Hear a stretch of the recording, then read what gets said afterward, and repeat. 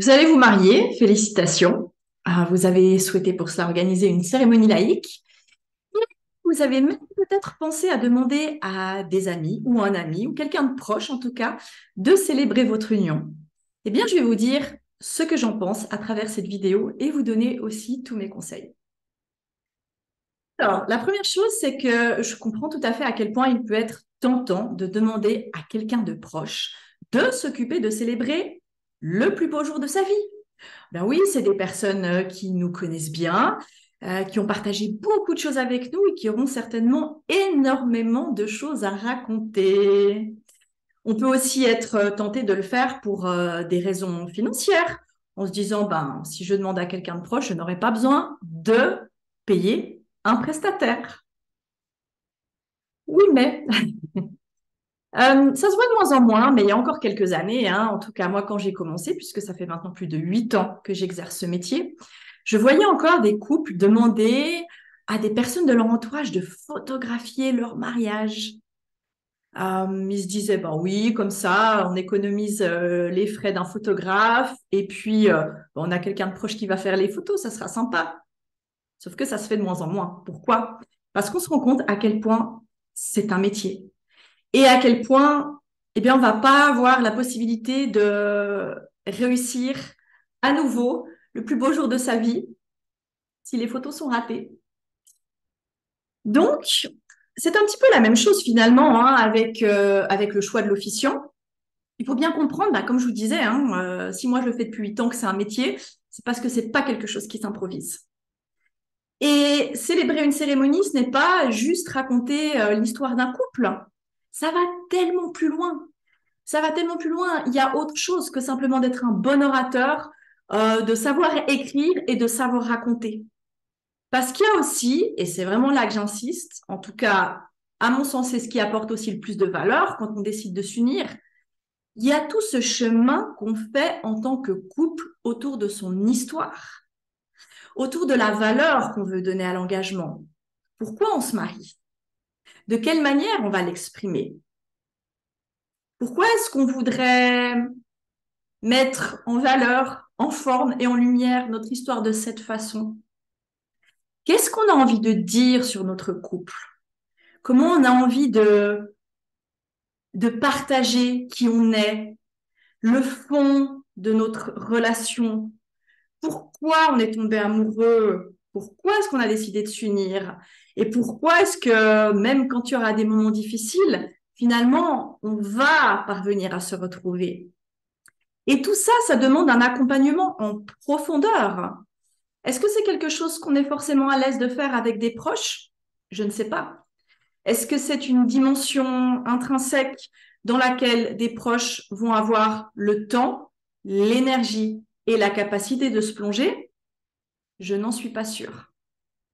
Donc déjà, la première chose, c'est vraiment, hein, si on demande à un proche de célébrer son union, enfin un proche ou des proches, c'est de se demander, mais jusqu'à quel point est-ce qu'on a envie de se livrer? Quelle est la profondeur du travail qu'on a envie de faire? Quelle est la valeur qu'on va en retirer? Et surtout, qu'est-ce qu'on a envie que tout ça nous apporte, au-delà de la jolie petite cérémonie le jour J? On pense souvent que, voilà, oui, célébrer une cérémonie, ben, une fois qu'on sait de quoi on parle et qu'on parle bien, ça va aller tout seul. Mais il y a tellement, tellement, tellement d'autres détails à prendre en compte, hein. C'est pas pour rien, comme je disais, que c'est un métier. Moi, c'est un métier que je remets au goût du jour chaque année.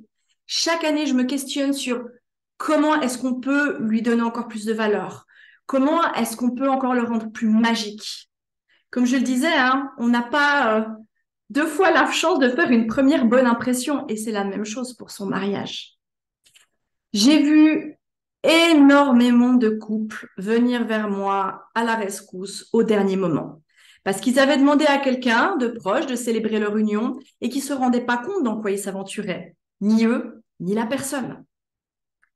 Et quand ils constatent tout le travail qu'il y a derrière, tout l'investissement que cela implique, toutes les choses auxquelles il faut penser, et bien souvent, c'est la panique. Et la personne qui s'est engagée pour faire ce travail auprès du couple n'est finalement plus autant disponible, n'a pas l'énergie toujours à y mettre, puisque c'est un travail à temps complet pendant un certain temps, hein, si on ne le fait pas de manière professionnelle.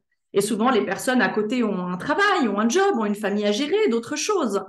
Donc, ce n'est pas juste un petit truc qu'on va faire comme ça en quelques heures. On parle quand même d'officier ce qui est l'un des plus beaux jours de la vie d'un couple.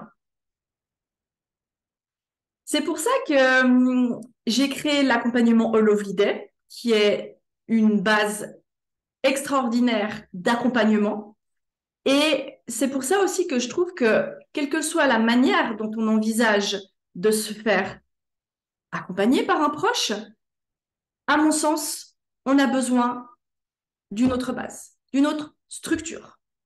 Donc, comme j'ai dit, ben, un accompagnement comme celui que je propose avec Lovely Day, qui en 6 étapes clés, va vraiment vous permettre à vous et à votre officiant de créer une cérémonie extraordinaire basée sur vous, sur votre couple. Vous allez aussi pouvoir cheminer ensemble sur tout ce que cela représente pour vous.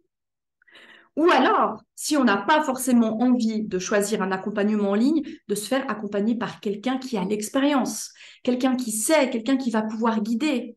Parce que oui, c'est magnifique qu'un proche s'occupe de ça. Moi, je le prône totalement. Mais pourvu que la personne soit consciente du travail dans lequel elle s'implique. Et pourvu aussi que le couple comprenne à quel point la charge est importante pour cette personne. Donc, d'avoir une tierce personne ou d'avoir une tierce entité pour pouvoir s'appuyer dessus, je pense qu'aujourd'hui, c'est nécessaire.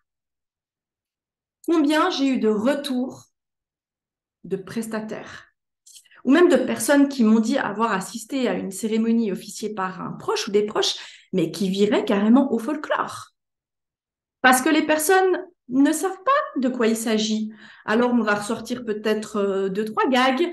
On va aller chercher sur Internet comment est-ce qu'on crée un déroulement. Alors, on va se dire, ah bah tiens, on pourrait introduire ça comme ça. Ah oui, on pourrait mettre un rituel symbolique. Tiens, qu'est-ce qu'il y a comme rituel symbolique le rituel du sable, ça c'est sympa. On va chacun représenter une entité de nos personnalités avec du sable. On va le mélanger ensemble pour signifier l'union. Tiens, ça serait joli. Hop, on pourrait le caser. Oui, mais dans quel contexte? Comment est-ce qu'on case quelque chose comme ça? Une cérémonie, c'est quelque chose qui doit être tellement harmonieux.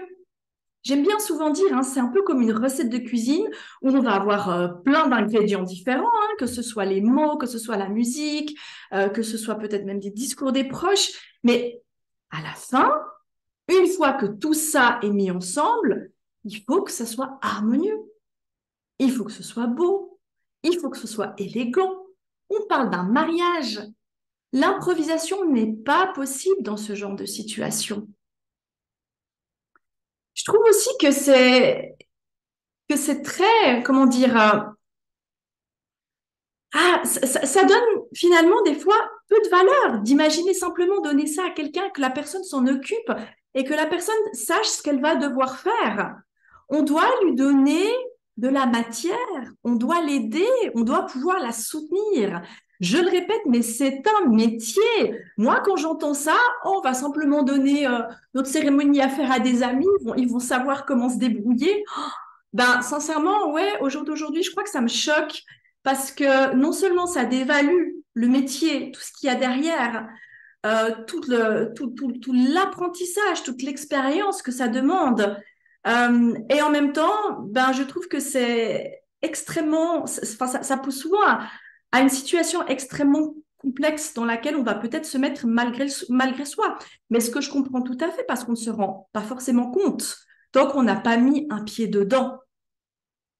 C'est pour ça que si vous envisagez de confier la cérémonie à quelqu'un de proche, vraiment, je vous encourage à vous questionner sur la valeur que vous voulez donner à cet événement et surtout aux outils que vous allez pouvoir transmettre à votre proche ou à vos proches pour qu'ils puissent réaliser ça à vos côtés de manière saine, de manière fluide et que vous ayez chacun de votre côté les bons outils, la joie qui va vous permettre de vous impliquer pleinement dans ce processus et de savoir aussi que en cas de problème, vous avez un soutien.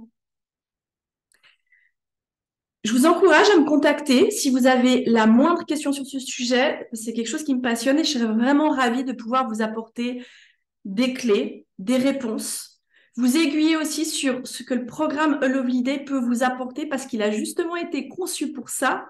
Ou peut-être si simplement vous avez envie de me contacter, qu'on fasse une session, vous et moi, pour en discuter de manière très ouverte et très libre, je me réjouirais de faire votre connaissance à cette occasion. Voilà, j'espère en tout cas que cette vidéo vous aura donné quelques pistes de réflexion, quelques clés, et je vous dis à très bientôt.